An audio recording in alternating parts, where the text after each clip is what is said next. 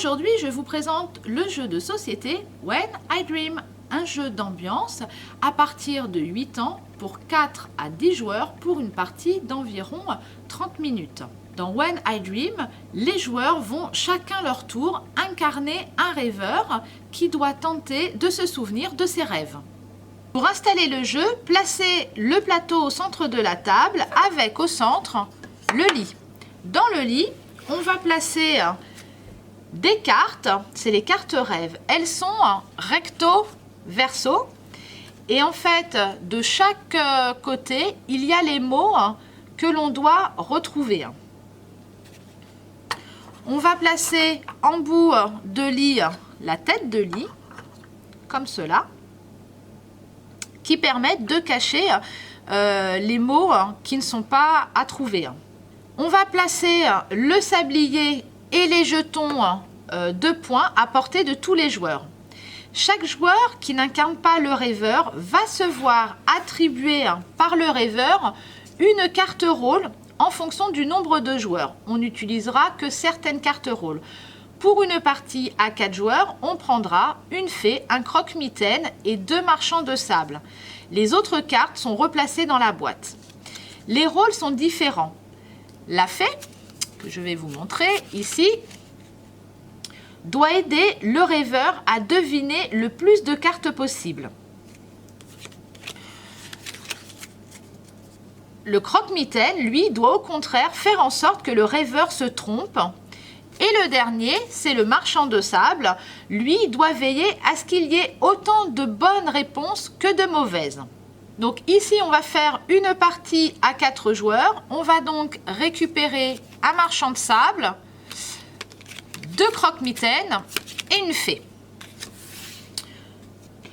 Le joueur le plus âgé devient le rêveur. Il mélange les cartes rôles et les distribue à chacun.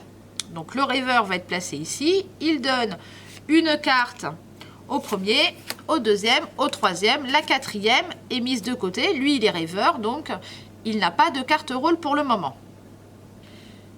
Chaque joueur prend connaissance du rôle qu'il va jouer sans le dire aux autres. Le rêveur doit mettre le masque pour se couvrir les yeux et la partie débute. Une fois qu'il a mis le masque, les autres joueurs enlèvent la première carte, puisque là, le rêveur a vu le mot, donc, et on la met de côté. Et donc, c'est le mot couette que le rêveur va devoir trouver. On retourne le sablier et il y a exactement 2 minutes pour essayer de faire découvrir le maximum de mots. Le premier joueur démarre, c'est la fée. Et la fée doit essayer donc de faire trouver le mot. Donc il y a couette, elle va dire couverture. Puis c'est au tour du marchand de sable. Donc lui, il peut donc soit tromper le rêveur, soit l'aider, parce qu'il va falloir donc qu'il reste équitable les bonnes et les mauvaises réponses. Cette fois-ci, il décide de lui donner un bon indice et il va dire que de cheval. Puis c'est au croque-mitaine et lui par contre il doit mettre en erreur le rêveur. Donc il va dire meuble.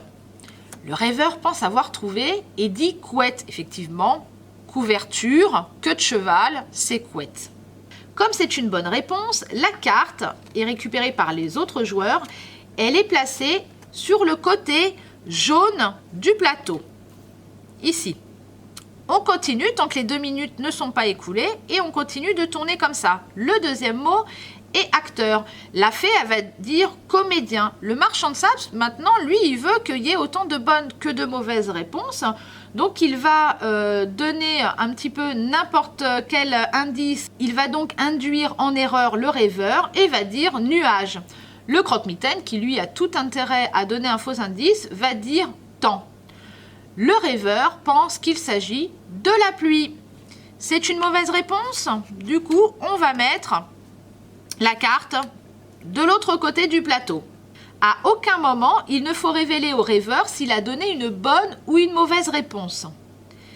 Si le sablier n'est pas encore écoulé, on continue. Si c'est le cas, on arrête le tour.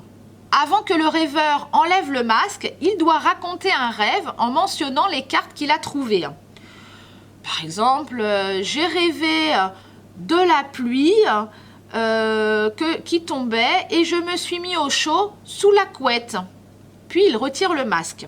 On passe maintenant au calcul des points. La fée, je vais retourner les cartes ici pour que vous les voyez. La fée, elle, récupère un point pour chaque carte côté jaune. Donc ici, un point. Elle va donc prendre un petit point et le prendre avec elle. Le croque-mitaine, lui, récupère un point également pour toutes les cartes du côté bleu. Sauf que je ne vous les ai pas mis du bon côté. Le côté jaune était ici et le côté bleu était là. Donc, il récupère également un point. Le rêveur, lui, reçoit aussi un point par bonne réponse. Donc là, un point parce qu'il a trouvé le mot couette. Mais il peut recevoir aussi un bonus de 2 points si lors de sa narration, il a cité toutes les cartes qui sont placées du côté jaune du plateau. Donc là, c'est le cas. Il a bien dit les 2 mots, mais il a bien signalé le mot couette. C'est la seule carte qui est du côté jaune. Donc il récupère 2 autres points, ce qui lui fait 3 points. En ce qui concerne le marchand de sable, le calcul dépend du nombre de cartes de chaque côté du plateau. S'il y a autant de cartes du côté jaune que du côté bleu, il marque un point pour chaque carte côté jaune plus un bonus de 2 points. Ce qui est le cas ici. Donc il récupère, le marchand de sable, également 3 points. S'il y avait eu une carte de rêve de différence entre les 2 côtés du plateau, il marque un point par carte posée du côté où il y en a le plus. Et enfin, s'il y a 2 cartes ou plus entre les 2 côtés, il marque un point par carte du côté où il y en a le moins. Donc, d'où l'intérêt pour lui que ça soit le plus équilibré possible pour marquer le plus de points. La manche est terminée. On place les cartes qui se trouvent sur le plateau sous la pioche. Et puis, ce qu'on peut faire, c'est les retourner dans l'autre sens. Voilà, par exemple, pour ne pas toujours tomber sur les mêmes mots.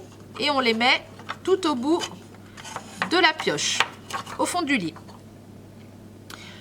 C'est au tour du joueur suivant de devenir le rêveur. Il récupère les cartes rôles, donc les quatre cartes, les mélange à son tour, les redistribue. Donc ça veut dire qu'on n'a pas le même rôle tout le long de la partie. Il les distribue et la partie se termine quand chaque joueur a incarné le rêveur. Donc là, à 4 joueurs, donc ça va faire 4 tours. On compte ensuite tous ces points. Celui qui en a le plus remporte la partie. Lors de la partie, le rêveur peut passer s'il ne trouve pas le mot. La carte est alors placée du côté bleu. Si un joueur ne trouve pas de mots à proposer, il peut passer. Et si un joueur prend plus de 5 secondes, ça passe automatiquement. Il faut donc être rapide et ne pas faire perdre de temps au rêveur. Les cartes sont superbement illustrées et vous passerez un très bon moment avec When I Dream.